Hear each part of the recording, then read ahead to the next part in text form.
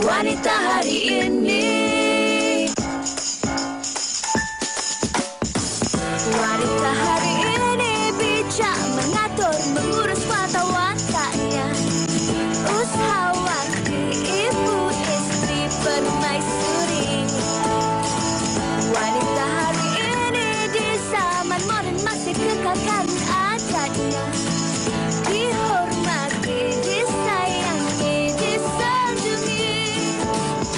Wanita hari ini. Disayangi, disanjungi, terus memberikan anda inspirasi penonton-penonton wanita hari ini. Assalamualaikum, salam sejahtera dari kami berdua, Fiza dan juga Faharin, dan juga seluruh kru penerbitan hari ini untuk anda penonton-penonton yang sedang bersama kami secara langsung di Kaca TV dan juga yang menonton kami secara langsung dalam talian di Facebook WHI TV3. Apa khabar semua?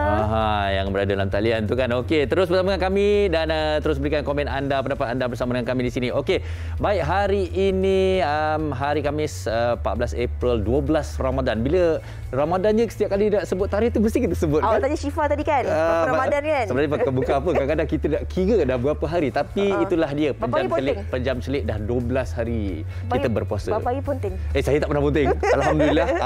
Setakat hari ini diberikan kesihatan untuk terus membuat ibadah puasa. Alhamdulillah. Kita gura-gura je Farin kan.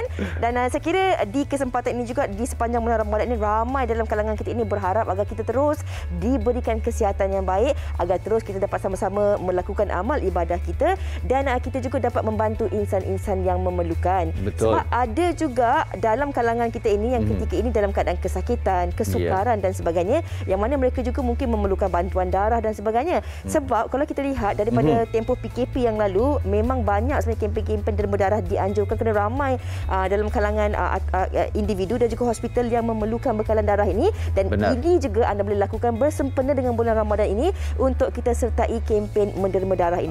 Ini cukup menarik. Kita suka menderma, kita suka buat kebajikan, dan sepanjang Ramadan ini kita terus berpeluang untuk berbakti dan melipat gandakan pahala kita, di mana inilah antara caranya, iaitu menderma darah, di mana kalau kita lihat kempen derma darah pada 14 April 2022 dan seperti mana anda saksikan, banyak lokasi-lokasinya yang ada. Tapi kan Farin, kadang-kadang orang risau, saya ni puasa pun saya derma darah dan sebagainya. Jangan risau, penderma darah beragama Islam boleh menderma darah selepas berbuka puasa, dan penderma darah bukan beragama Islam dimohon untuk hadir menderma sepanjang bulan Ramadan ini. Dan di Kaca TV ini, ketika ini kami juga kongsikan lokasi-lokasi untuk kempen derma darah, dan kalau tak terlepas pandang, anda boleh pergi je dekat laman web yang tertera tu kan? Ya. Dan ini antara tips bagi anda yang ingin menderma darah. Pastikan anda makan makanan sihat. Menderma selepas berbuka, menderma sebelum 9 pagi hanya untuk penderma tetap. Itu pun diminta untuk melambatkan sahur. Dan pastikan hidrasi yang baik, minum air mencukupi, tidur yang mencukupi. Bagi mereka yang bukan Islam, galakan lebih diberikan kepada penderma bukan Islam untuk tampil menderma darah di siang hari itulah. Sepanjang bulan Ramadan ini. Dan kita harapkan dengan usaha sedikit kita dapat berikan ini. Orang kata kalau kita nak memberi tu bukan saja dengan RM1 kan. Betul. Ada banyak cara untuk kita berkongsi. Macam kempen WHI kongsi lah kan. Kita boleh kongsi tenaga, kita boleh kongsi kalau ada RM1 kita belikan barangan-barangan untuk mereka yang memerlukan. Tapi sebenarnya kalau kita nak kongsi derma darah ni pun apa salahnya kan? Betul. Kalau kita dalam keadaan yang sesuai dan sihat, insya-Allah. Ya, benar. Okey, itu yang kita sangat-sangat anjurkan. Lebih-lebih lagi macam saya kata di bulan Ramadan yang mulia ini. Farin, nak tanya, awak dah bawa Elena pergi beli barang keperluan lagi? Saya setakat ni belum lagi, tapi diam tak diam saya tengok semalam dia dah pergi shopping. Saya pun nampak juga dekat dalam Instagram dia dah beli baju, mungkin dia tengah cari tudung yang sesuai. Kita nak kongsikan perkongsian. Betul. Dan ini yang kita nak kongsikan kepada anda, di mana anda boleh shopping. Okey, jom kita tengok.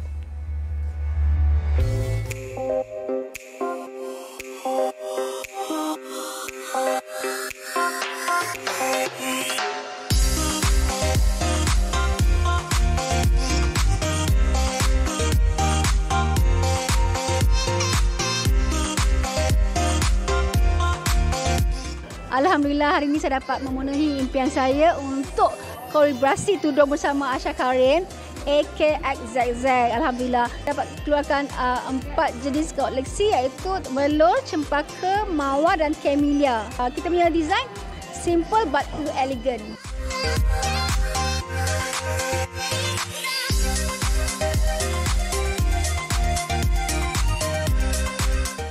saya lebih pada makanan lah. Tudung ni selingan lah. Tapi tudung bila saya pakai tudung, saya suka pakai satu tudung yang nampak elegan.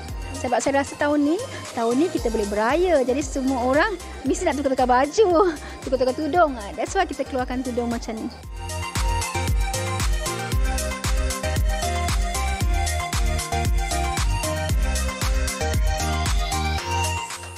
Terima kasih orang-orang yang mendoakan saya, keluarga dengan anak-anak semua. Itu semua cukup bererti untuk saya lah. Untuk membakar semangat saya untuk saya bangun balik.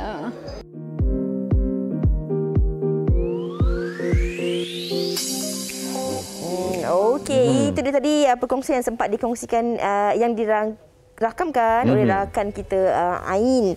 Dan kita nak kongsikan sesuatu juga kepada anda hari ini tentang topik yang bakal kita bawakan apatah lagi di bulan Ramadan ini, yang mana ada kaitannya dengan sedekah dan juga zakat. Tapi ada orang tanya semalam bila saya kongsikan, kata apa pula beza sedekah, zakat dan juga hadiah. Kita nak kongsikan tentang topik ini sebentar lagi, tapi sebelum itu Fahrin, apa kata kita saksikan kompilasi TikTok yang ada perkaitannya dengan topik kita pada hari ini. Silakan. Jaga ibadah. Ibadah apa kena jaga ni? Selain daripada solat, selain daripada baca Quran, tolong sedekah dalam hidup ini. Tolong ubah sekarang. Sedekah. Sebelum kita mati ni sedekah. Tiap-tiap hari. Jangan tunggu hari Jumaat je nak bersedekah. Sedekah setiap hari. Infak. Zakat membawa berkat. Kan? Pernah dengar tak perkataan tu? Kenapa ada masalah kewangan je? Adakah kita jaga zakat kita?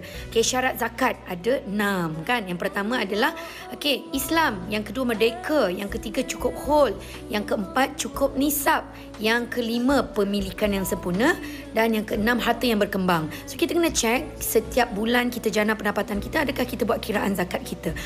Zakat ni dia ada option, dia tidak menindas langsung. Dengar semua orang yang ada duit, termasuk saya yang bercakap, kesemua setiap ringgit yang diberikan oleh Allah itu adalah amanah untuk diagihkan dan diberikan, dikongsikan bersama orang-orang miskin yang ada di keliling kita. Hai, Assalamualaikum. Kak Jen nak share tips bersedekah supaya kita tak lupa, insya-Allah. Okey, memula korang sediakan satu tabung subuh yang letakkan betul-betul kat sebelah tempat solat korang ataupun sebelah sejadah korang sembahyang. Dan selepas saja azan subuh, korang masukkan duit yang kita nak sedekah tu dalam ni. Niatlah apa yang korang nak. Okey, Kak Jen buat macam ni. Sedekah harian contoh RM1 dan Kak Jen akan gandakan sedekah pada hari Jumaat tu. Contoh RM1 dan gandakan kepada RM5. Dan kemudian Kak Jen pilih satu Jumaat dalam satu bulan tu untuk kita gandakan lagi dari nilai-nilai yang kita sedekah sebelum ni. Dan sebaiknya cairkan wang sedekah ini dalam masa seminggu. So setiap minggu tu yang paling bagus hari Jumaat kita pergilah sedekah dekat masjid. Okey, semoga bermanfaat kerana setiap pagi ada malaikat yang akan doakan kita untuk orang yang bersedekah. Itu dia tadi sedikit perkongsian tentang topik yang bakal kita bawakan pada hari ini. Saya kira Fahrin, mungkin ramai juga dalam kalangan penonton-penonton kita yang tertanya-tanya dan ada mungkin dah tahu ataupun mungkin ada yang keliru dan sebagainya. Yang mana hari ini kita nak kongsikan kepada anda perkongsian tentang sedekah dan juga zakat ni. Siapa yang layak untuk mendapat sedekah? Kalau kita nak keluarkan zakat, apa syarat-syaratnya? Dan siapa pula yang boleh menerima sedekah dan juga zakat ni? Dan lebih-lebih lagi sebenarnya apabila ianya menjadi satu tanggungjawab dan juga kewajipan kepada kita yang kita takkan dan tidak boleh terlepas pandang. Jadi perkasakan ilmu kita tentang zakat dan sedekah pada hari ini bersama-sama dengan kami. Dan seandainya ada sebarang pendapat, pertanyaan ataupun soalan, sila kongsikan bersama kami di Facebook kami Wanita Hari Ini TV3. Baiklah, kami nak berehat dahulu seketika. Kami beri ruang dan juga peluang kepada anda untuk terus berkongsi soalan-soalan anda bersama dengan kami. Kita jumpa selepas ini di Wanita Hari Ini. Jangan ke mana-mana. Wanita Hari Ini. Hari ini.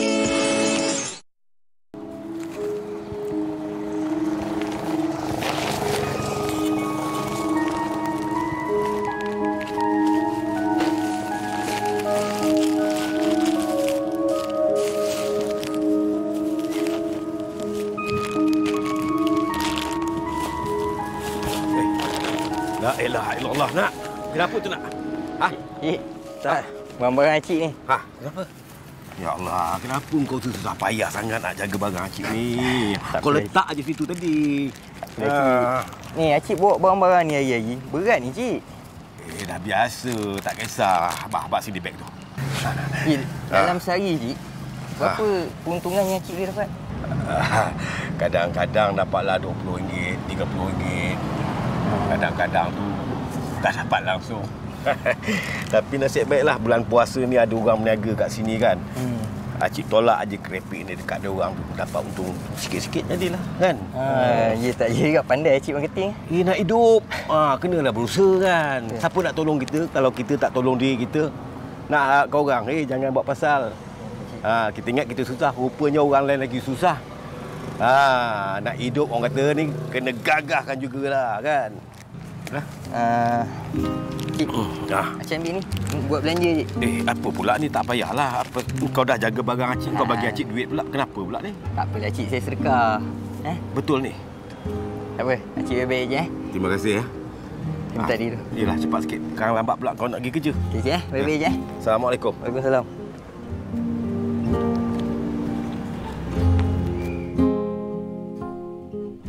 Kembali bersama kami di Wanita hari ini. Mungkin ramai dalam kalangan anda yang nak tahu dan tak sabar nak dengarkan perkongsian kita hari ini tentang sedekah dan juga zakat. Untuk itu, kita dah pun bersama dengan seorang individu yang sememangnya arif dan lebih pakar dalam bidang nak kita kongsikan tentang topik kita pada hari ini. Silakan Farid. Okey, kita bersama di studio Ustaz Datuk Muhammad Zawawi Yusof yang alhamdulillah sampai di studio kita pada hari ini dalam keadaan sihat dan nampak macam kurus sikit Ustaz.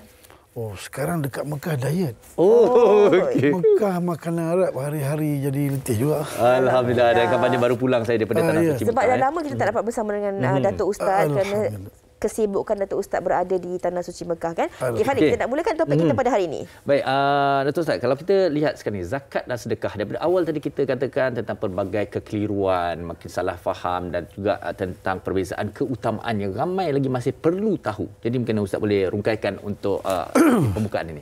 Zakat dan sedekah. Ya. Okey, bismillahirrahmanirrahim. Sedekah ialah pemberian secara tidak wajib. Satu. Dan sedekah ni dia makna luas. Sedekah juga bermakna zakat. Sedekah juga bermakna duit. Sedekah juga boleh memberi makna memberi masa. Sedekah juga beri makna tenaga. Malah Nabi pernah sebut tolong orang naik kenderaan, sedekah. Macam isteri kita masuk, kita jarang tolong orang masuk naik kenderaan tu. Sebenarnya kalau isteri kita nak masuk kenderaan, kita buka pintu tu pun itu sedekah. Sedekah. Malah Nabi sebut suami isteri hubungan inti tu pun sedekah juga. Jadi ada sedekah wajib. Okey. Jadi sedekah ni dia umum, ada juga tenaga, ada juga idea, pemikiran. Ada pun zakat. Zakat dia khusus. Tapi khusus pun pemberian yang wajib. Ada kadar dia, ada masa dia, kemudian dia melibatkan harta, dia melibatkan tanaman, dia melibatkan perhiasan, dia melibatkan galian, itu yang, dan dia melibatkan juga binatang-binatang. Jadi zakat ni ialah sesuatu yang satunya pemberian yang wajib, ada haul dan ada dia cukup haul dan cukup juga tempoh dia, kadar dia tu. Kemudian zakat ni pula dia ada orang tertentu. Bukan main tabur je. Saya minta maaf kalau saya ingat masa kecil dulu musim raya ni ada orang tua dia pegang duit, dia bagi. Orang raya kan dulu bagi duit raya kan. Jadi orang datang rumah tu dapat duit raya tu, duit zakat. Sebenarnya salah sebab zakat ni orang tertentu saja dapat, bukan semua orang dapat. Okey. Kemudian zakat ni pula you mesti duit itu awak punya, bukan orang lain punya. Okay. Dan zakat itu sesuatu yang harta yang berkembang. Kalau tak menguncup dia tak makin dia, kalau tak cukup dia punya nisab dia. Nisab tu maka dia tak wajib bayar zakat. Dan orang sedekah tak buat tak apa. Tapi zakat sesiapa yang tak bayar, Allah akan bakar dia bersama dengan harta dia yang tak dibayarkan itu.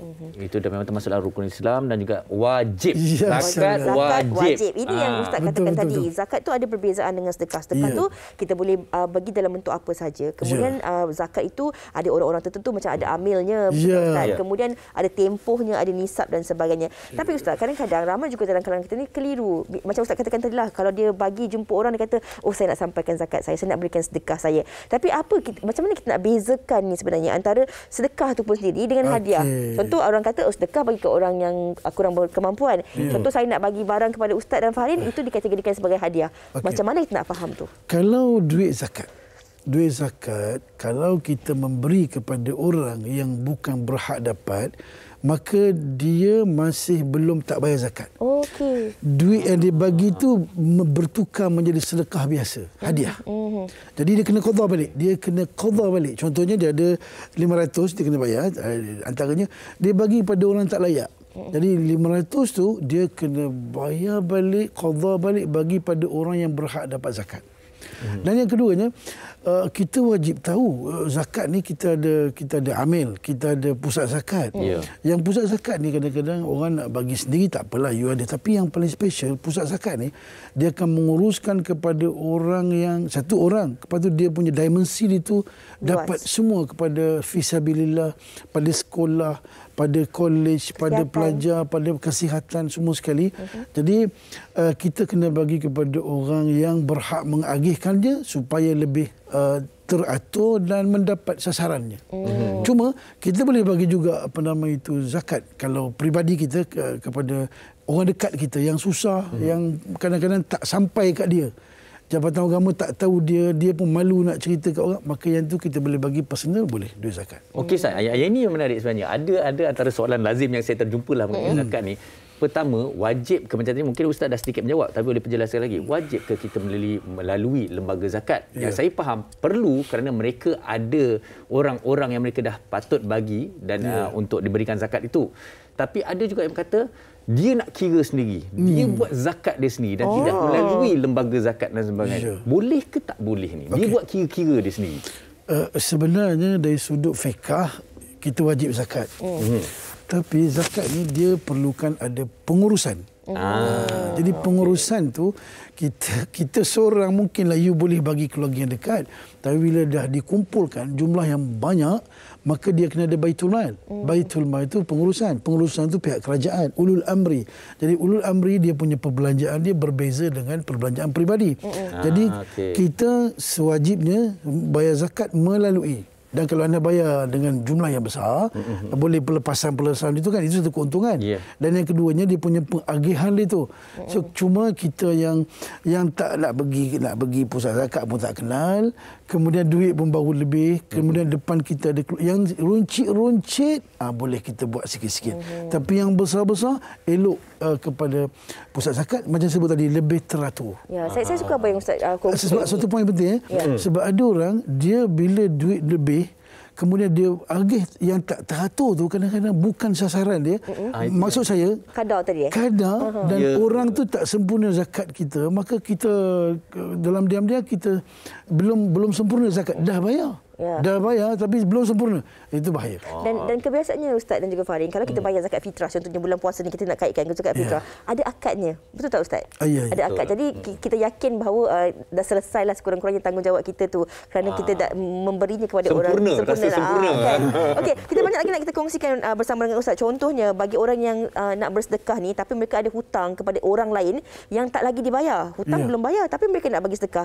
Bagaimana kita nak kongsikan dari segi hukum tu? Tapi sebelum Ustaz jawab soalan itu, kami juga nak kongsikan kepada anda bagaimana dengan kita membayar zakat ini dapat membantu insan yang memerlukan, dan kemudian golongan yang memerlukan ini setelah mereka diberikan zakat, mereka pula membuat perniagaan dan sekarang ini mereka pula membayar zakat untuk membantu insan yang lain. Kita saksikan perkongsian ini. Masya Allah.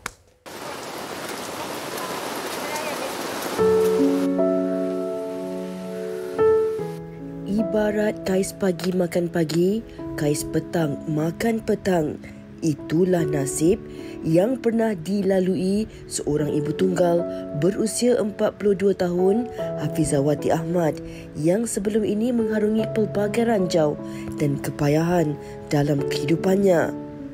mula saya meniaga macam kecil-kecil lah, buat kek. Macam dulu kan famous chocolate moist semua kan. Lama-lama tu jiran-jiran beli semua, dia kata tak ada dapat bantuan apa-apa ke. So jiran lah yang bagi tahu. So apa kata suggest mohon zakat. Daripada situlah, sebab kita time tu saya single mom juga lah, ibu tunggal, anak 3 time tu, 3 orang. Lepas tu dapat bantuan zakat 2010. Hanya bermodalkan dengan bantuan Lembaga Zakat Selangor sebagai suntikan modal untuk mengusahakan perniagaan, siapa sangka dia kini mampu mengubah nasib dirinya dan juga keluarga.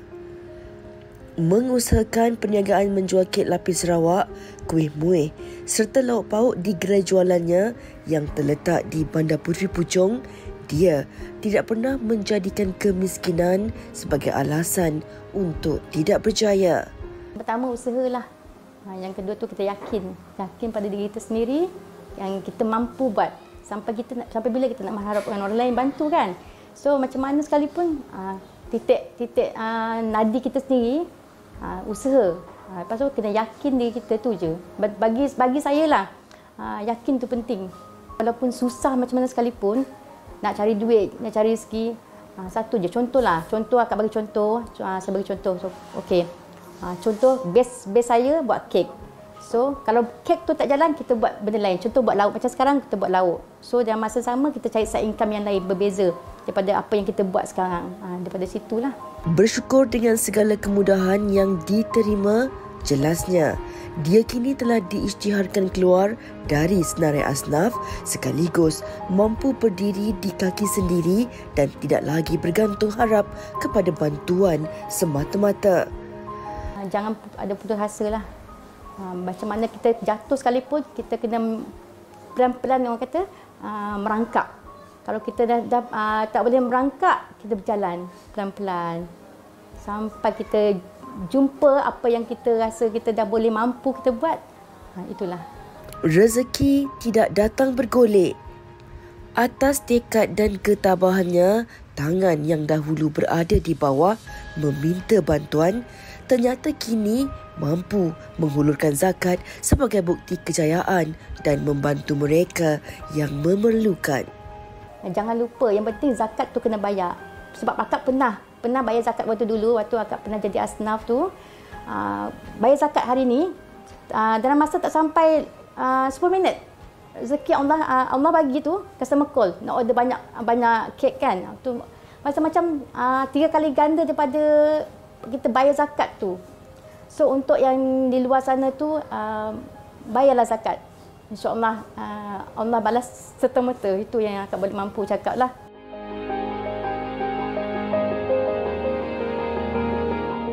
Satu kisah inspirasi di mana apa yang kita mendapat hikmah di situ adalah betapa hebatnya zakat ini yang mampu mengubah nasib seseorang individu ataupun insan itu. Kalau kita bayar zakat, kita pun dapat membantu insan lain dari segi pelbagai segi. Macam yang Ustaz kongsikan tadi, ada banyak sebenarnya pecahan-pecahan zakat itu sendiri yang diberikan kepada golongan yang memerlukan. Kita nak berbalik kepada soalan tadi Ustaz. Kalau kita bercakap tentang sedekah ni, ramai dalam kalangan kita ni memang kalau boleh hari-hari kita nak bersedekah, nak memberi kepada insan yang memerlukan, apatah lagi dalam bulan Ramadan ni. Tetapi ada setengah orang ni, dia berhutang dengan individu, berhutang dengan manusia. RM10,000, RM20,000, RM500, RM100, RM50 lah walaupun. Tapi dia tak bayar hutang dia dengan manusia ni. Sedangkan orang ni dalam kesusahan, dia tak bayar hutang kawan dia, tapi dia bersedekah pula. Dari macam mana kita nak klasifikasikan tu, Ustaz? Okey. Yang pertama sekali, bila anda berhutang, anda wajib bayar. Kalau tak bayar kat dunia, anda akan berhutang sampai ke akhirat. Bila mati rupanya tak selesai. Yang dua, kalau anda berhutang kemudian tak nak bayar, anda dikira mencuri, pencopet tu. Okey. Yang ketiga pula, bila kita berhutang kemudiannya wajib bayar. Kalau bersedekah sunat. Jadi kita kena tahu mana wajib, mana sunat. Jadi yang wajib keutamakan, yang sunat kita jangan utamakan. Tapi orang macam itulah. Kadang-kadang hutang adik-beradik dia buat dek je. Contoh, hutang walaupun adik-beradik, hutang mak ayah buat dek, tapi dengan orang kita sedekah. Jadi orang tu dia tak tahu prioriti. Jadi kalau dia sedekah tapi dia tak lepas yang zakat, yang hutang, maka yang hutang ni kan ada cerita. Cerita dia boleh menghalang kita masuk syurga. Dia menghalang kita masuk syurga sebab kita hutang orang. Ataupun kita ambil barang orang. Mana samalah ambil barang orang, hutang, dia tak boleh masuk syurga sebab sangkut awak ambil barang orang. Kan ada dalam cerita Nabi tu. Jadi sekarang ni utamakan yang utama itulah bayar zakat dulu. Selesai. Sama juga. Bayar hutang. Sembahyang tarawih rajin. Sembahyang isyak tak buat. Zuhur tak buat. Jadi orang kita tak faham. Bila tak faham keutamaan, yang kecil dia besar, yang besar dia kecil. Yang patut buat dulu, dia buat kemudian, yang kemudian buat dulu. Macam istilahnya terbalik ikut. Kenapa terbalik ikut? Pakai ikut terbalik. Jadi saya tak terbalik. Jadi maksudnya kita kena wajib bayar hutang, selesaikan hutang kita dulu. Wajib. Okey, baru kemudian kita bersedekah. Malah wajib kan? Wajib dengan wajib pun utamakan hutang. Contoh, anda nak pergi umrah, nak pergi haji, wajib tu. Tapi awak tak dibenarkan pergi haji sebab hutang dulu, selesaikan dulu baru layak pergi sana. Pergi haji. Saya bila dengar Ustaz cakap tadi sebenarnya antara sebab terhalangnya masuk syurga adalah kerana hutang. Jadi kalau umpamanya sedekah tu buatlah banyak mana pun tapi kalau hutang ada, itu menjadi batu penghalang yang boleh menghalang. Saya hutang awak tak? Boleh. Nanti kita cerita. Kalau tak ada pun macam nak buat ada. Okey. Baik, Ustaz, seterusnya ada lagi situasi-situasi di mana satu antaranya siapa yang tak wajib bayar zakat dan ada lagi situasi yang mungkin lebih mengelirukan. Apabila seorang suami itu tanggungjawab wajibnya adalah untuk membayar zakat fitrah. Tetapi suami tak mampu. Katalah ini situasi. Gaji kecil lah kan? Gaji kecil mungkin tak mampu. Tetapi si isteri lebih mampu. Ada duit lebih dan sebagainya. Dalam keadaan macam tu, macam mana tu Ustaz? Boleh ke pinjam duit isteri ataupun suami atau isteri boleh bayar? Atau isteri boleh bayarkan. Zakat apa ni? Zakat fitrah. Fitrah. Oh, zakat fitrah ialah kita wajib membayar apabila malam.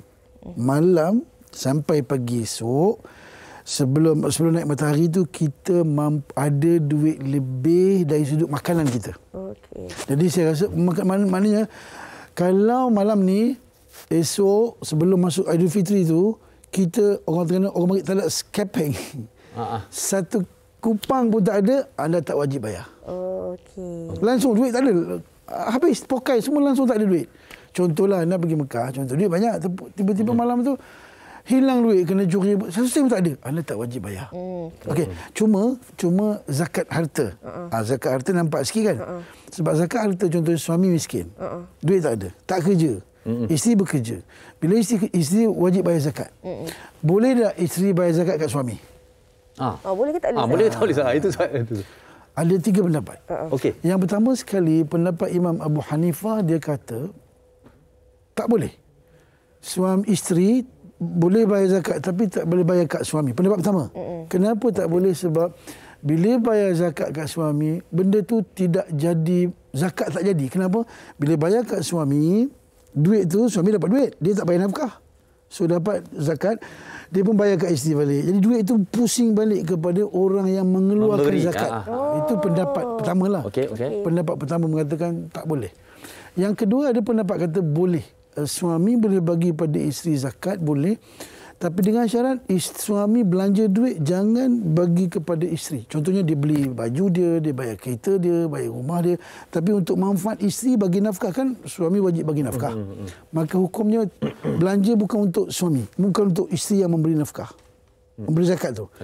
Yang ketiganya mazhab Imam Syafi'i kata boleh anda bayar zakat kepada isteri, boleh. Suami isteri bayar zakat pada suami, hukum dia boleh. Sebab kewajipan dan dia pula tak mampu dan dia layak terima zakat pula. Okey, Ustaz, itu tentang zakat harta tadi kan Ustaz. Tapi kalau kita berbalik pada zakat fitrah tadi, contohnya lah kalau dalam satu keluarga yang wajib untuk bayar zakat fitrah tu adalah ketua keluarga, Ustaz, suami contohnya. Tapi dalam keadaan soalan Farin tadi, suami dia kurang berkemampuan. Tapi suami dia nak bayar juga, nak pergi bayar dekat masjid, boleh ke dia pinjam duit isteri dia untuk bayar zakat fitrah tu? Okey, kalau dia memang tak mampu, maka suami tak mampu bayar. Okey, tak perlulah. Isteri pun duit tak ada, dia duit daripada dia kan, semua tak kerja, maka satu keluarga tak wajib bayar. Okey, tapi kalau isteri ada duit, isteri ada duit, dia pinjam. Yang nak kena bayar zakat, tak ada duit lah, pinjam duit you. Isteri yang bayar, Ustaz. Jadi waktu itu, itulah sebut tadi kalau mengikut pendapat Imam Syafi'i, maka isteri boleh tolong bayar untuk suami dia. Boleh tolong bayar di waktu itu yang menanggung suaminya. Jadi isteri suami itu pada dasarnya tak wajib bayar. Macam kita lah, anak kita dah kahwin, kita nak tolong bayar semua. Boleh, tak ada masalah. Okey, tapi kurang-kurang menjawab juga tu. Syarat menjelaskan tentang persoalan tadi tu, Fiza. Betul. Okey, banyak lagi sebenarnya pendapat dan komen daripada orang ramai. Kita nak pendengarkan apakah komen dan pendapat mereka tentang topik kita pada hari ini. Kita persilakan.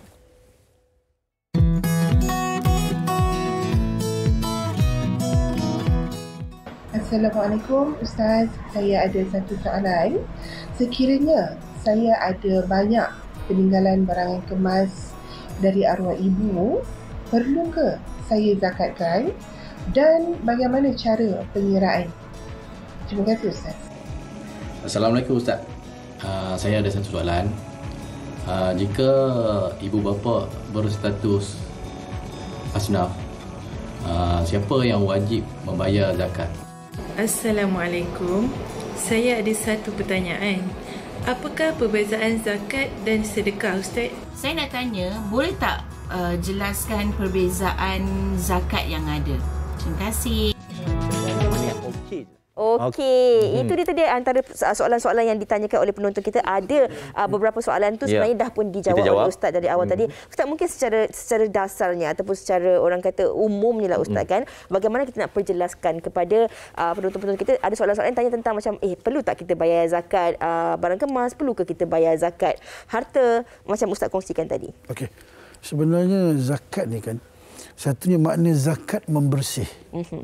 Yang pertama dia bersih harta tu, sebab kadang-kadang harta kita dapat ada bercampur tak betul, yang tak kena. Jadi dengan zakat ni dia tolong basuh.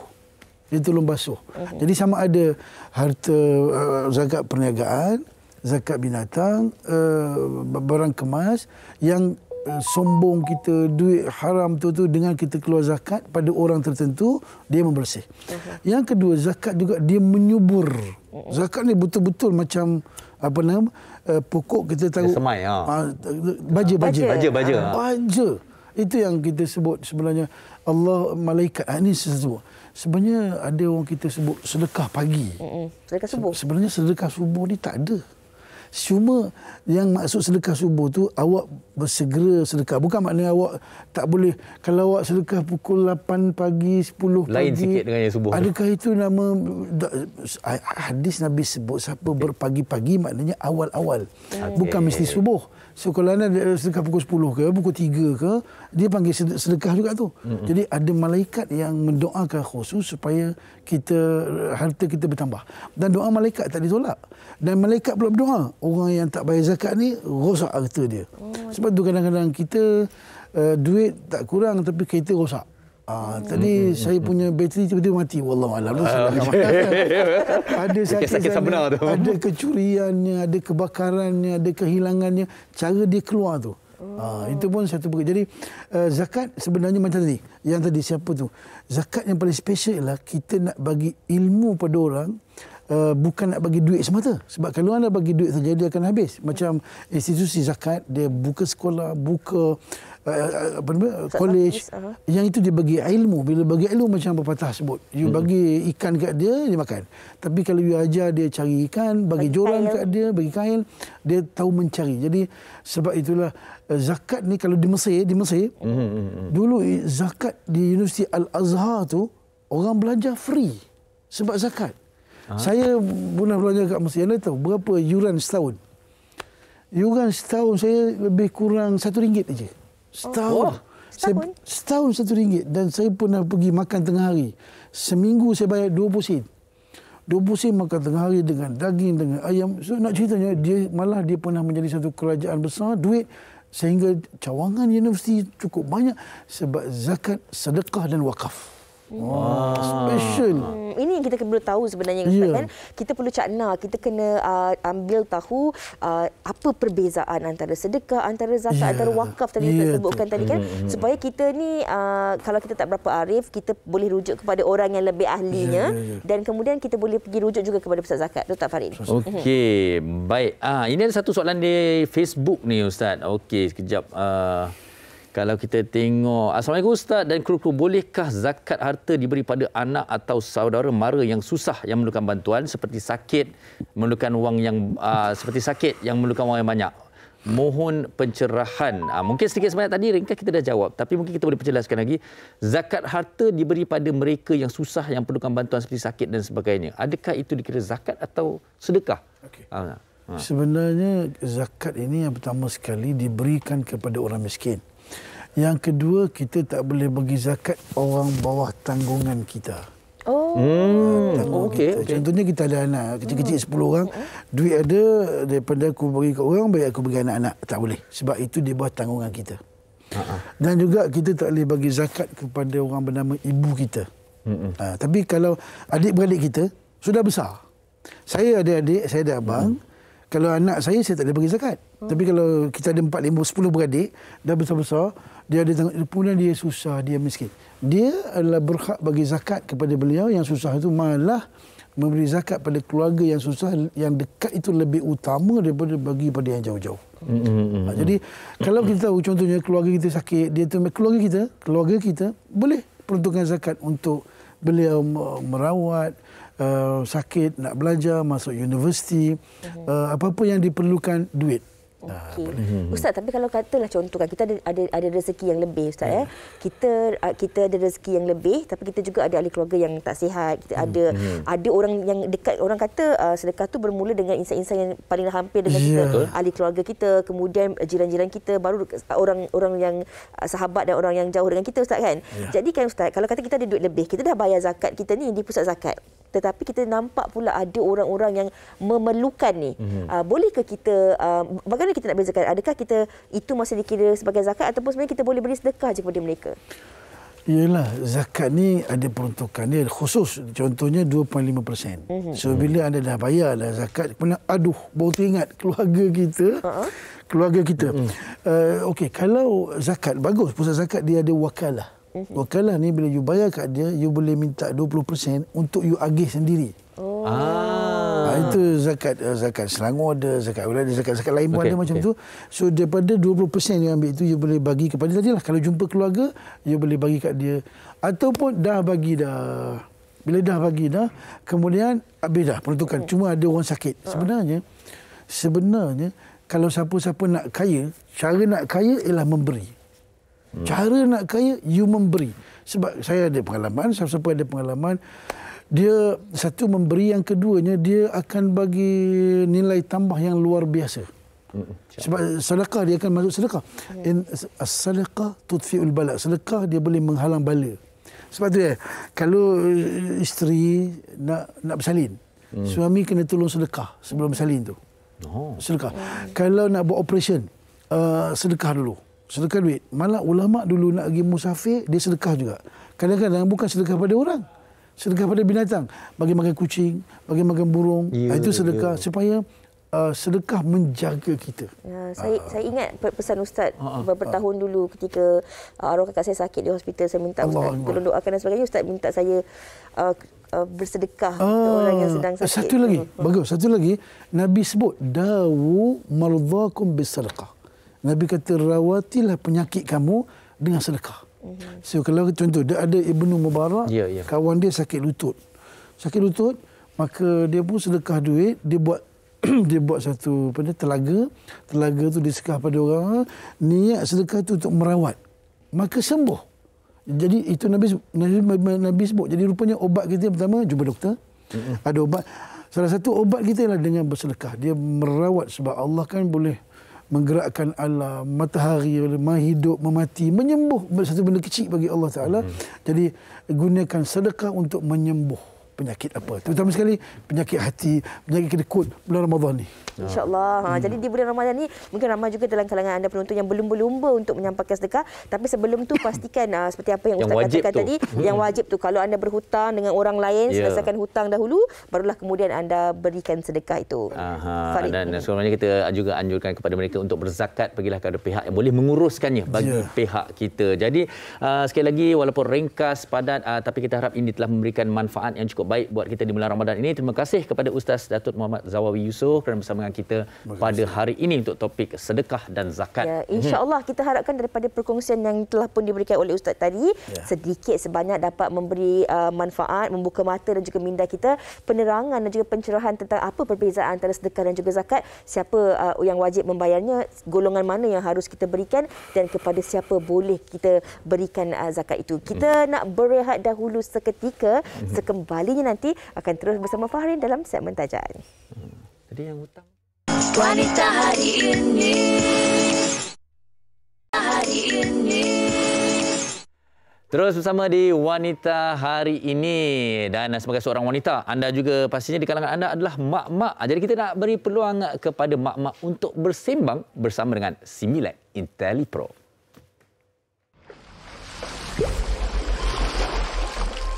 Hai, Assalamualaikum dan selamat sejahtera buat semua penonton Borak Mak-Mak yang dibawakan khas oleh Similac IntelliPro.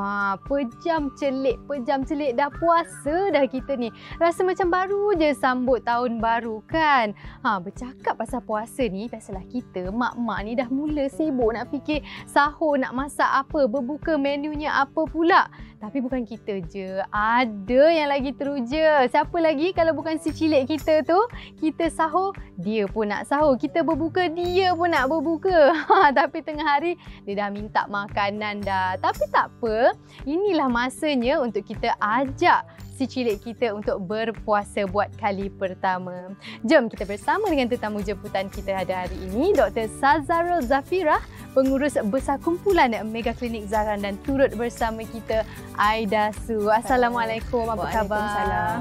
Salam. Sihat? Sihat, Alhamdulillah. Alhamdulillah. Okeylah ni, you nak tanya Aida Su lah kan, dengan kata ada seorang anak yang berusia 5 tahun, betul? Betul.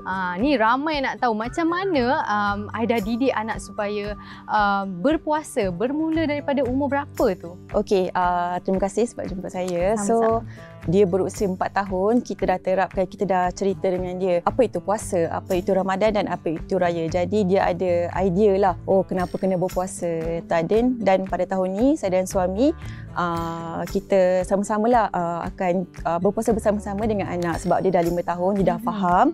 Kami tak paksalah dia puasa penuh. Maknanya tahun ni mungkin berpuasa sehari 2 jam macam tu. Dan tahun ni dia minta buat makanan favourite dia hari-hari. Tu mencabar, tapi kita sebagai mak kena cubalah. Lah. Betul kita pun ada cabaran kita, tapi seronoklah nak kita sama-sama teruja lah. Dengar dah seronok kan. Mungkin Aida boleh kongsikan pengalaman menarik lah ketika nak ajak anak tu berpuasa. Susah ke tidak ke? Okey, pada umur 5 tahun mungkin tak susah sangat sebab dia tak puasa penuh. Tapi yang menariknya tahun ni dia cakap dia nak pilih warna baju raya untuk tahun ni untuk satu keluarga. Selalunya kita yang decide, tapi kita bagi peluang untuk dia pilih baju raya favourite dia, reward untuk dia. Dan dia tak minta duit tapi dia minta mainan. Special. So saya rasa macam seronok lah sebab mungkin budak-budak ni dia tak faham kot nilai duit tu kan, minta benda. So imbuhan lah. Betul. So itulah. Yalah, untuk doktor pula kan, nak tanyalah macam mana kita ni nak menggalakkan anak-anak untuk berpuasa? Pertamanya ialah expose macam yang Aida buat ni. Maksudnya kita exposekan dulu anak tu kita, tapi cara kita tu jangan cara yang sangat complicated, jangan menakutkan. Semua yang positif saja. Nampak mudah. Nampak mudah, simple, ringkas. Cakap kita kena puasa, nanti kita nak berhari raya lepas puasa. Yang kedua, nak galakkan ni janganlah terus daripada 5 pagi sampai 7 hari pertama. Kesian kan dia. Dia rasa macam betul. Sama macam Aida buat ni lah, dia berperingkat. Jangan complicatedkan minda dia. Kadang-kadang kita anak-anak ni disogokkan dengan benda yang menakutkan pasal puasa ni. Kat sekolah kadang kan makan sahur nanti haus pukul 12 tengah hari. Itu dah negatif dah untuk diorang. Betul. So nasihat atau bagi info-info ringkas je untuk anak. Betul. Kalau dari psikologi pula kan doktor kan, adakah dengan memberi ganjaran ni kepada anak membantu untuk menggalakkan mereka berpuasa? Okey. Itu metod yang baik sangat sebenarnya. Maksudnya anak-anak ni fitrah dia sukakan imbuhan, dia sukakan pujian, dia sukakan hadiah. So kita cakap kat dia, abang puasa, mama bagi abang RM10. Tapi dalam masa yang sama kita selitkan juga positif punya attitude dalam tu. Abang dapat RM10, nanti abang boleh sedekah RM5. So itu antara cara dia lah. Mula-mula mungkin dia berpuasa tu sebab dia nak dapatkan ganjaran tu. Tapi tak apa je, biarkan dia jadi rutin, nanti lama-lama dia dah biasa, dia faham sendiri.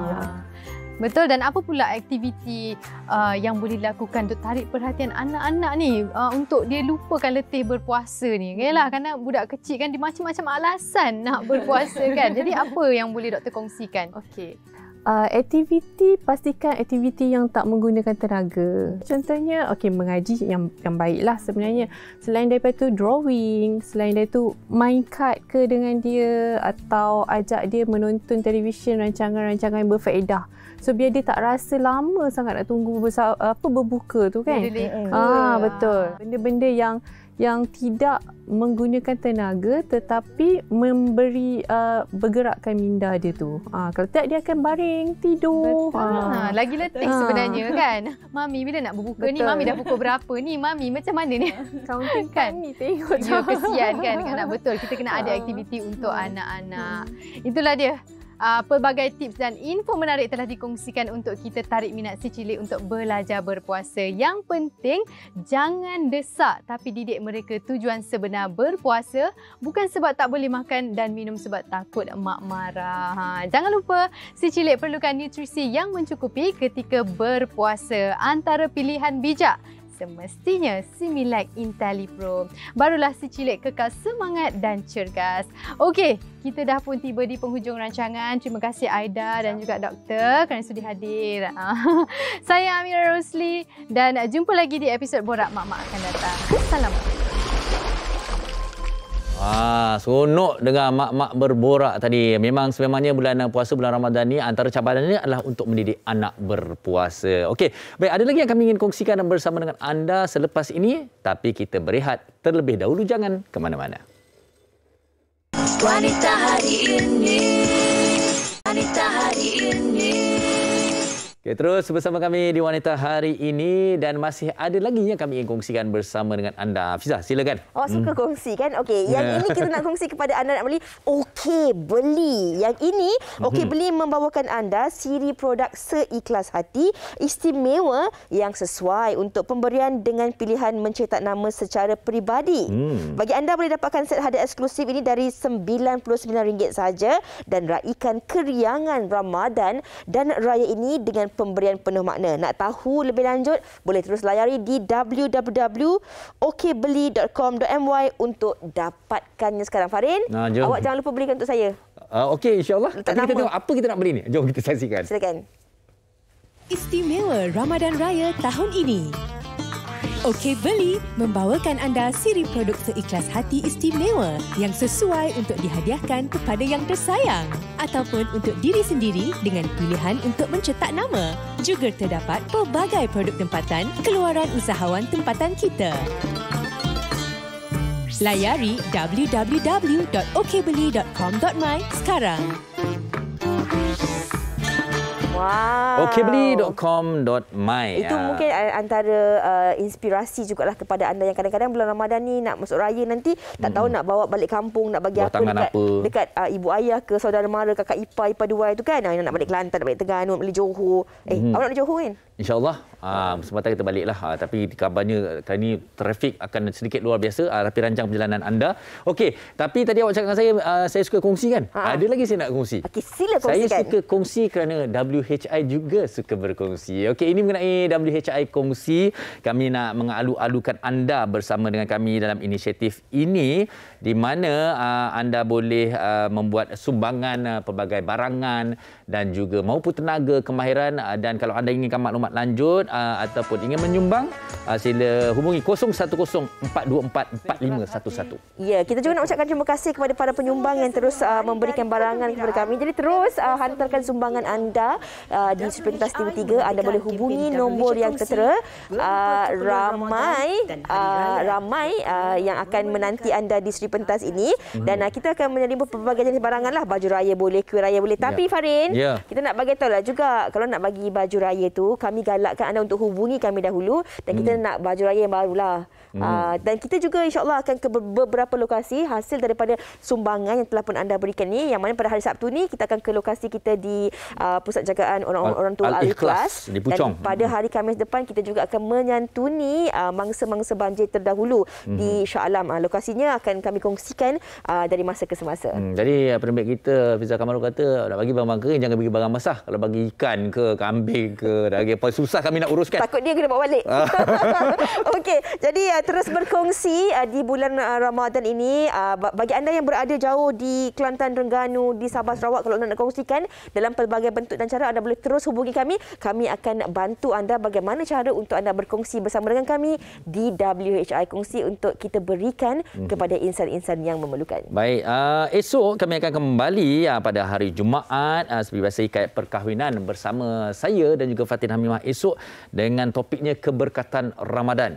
Saya suka kalau cakap tentang Ramadan ni. Sebenarnya memang saya rasa ramai dalam kalangan kita ni memang suka dan ternanti-nantikan Ramadan. Sebab perasan tak, bulan Ramadan ni dia akan merapatkan lagi hubungan kekeluargaan. Betul. Macam mana pun kita sibuk, kalau boleh kita nak cari masa tu untuk berbuka puasa bersama dengan keluarga. Bersahur, kita akan bersahur bersama dengan keluarga kita.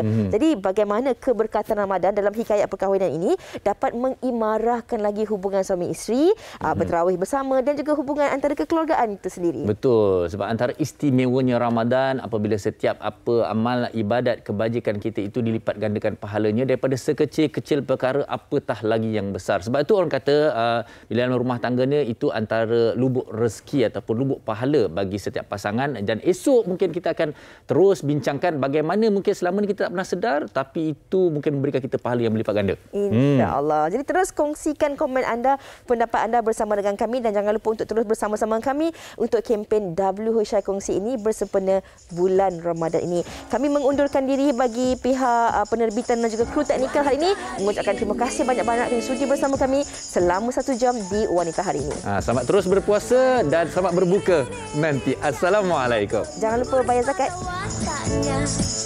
Ushawati ibu istri permaisuri. Dia Ushawati aliran masa kini, dia penyambung warisan Sri Kandi. Dia lemah lembut baik budi pekerti, tapi cekal hati dia sabar berani pendidik. Puteri dalam hal jati diri, dia permaisuri kepada si suami, kepada anaknya. Dia ratu di hati, tunggak keluarga, kalau bukan dia siapa lagi. Wanita hari ini bijak mengatur, mengurus mata wataknya. Ushawati ibu istri permaisuri. Wanita hari ini di zaman moden masih kekalkan adatnya. Dihormati, disayangi, disanjungi. Dia Ushawati aliran masa kini, dia penyambung warisan Sri Kandi. Dia lemah lembut baik budi pekerti, tapi cekal hati dia sabar berani pendidik. Puteri dalam hal jati diri, dia permaisuri kepada si suami, kepada anaknya. Dia ratu di hati, tunggak keluarga, kalau bukan dia siapa lagi. Wanita hari ini bijak mengatur, mengurus mata wataknya.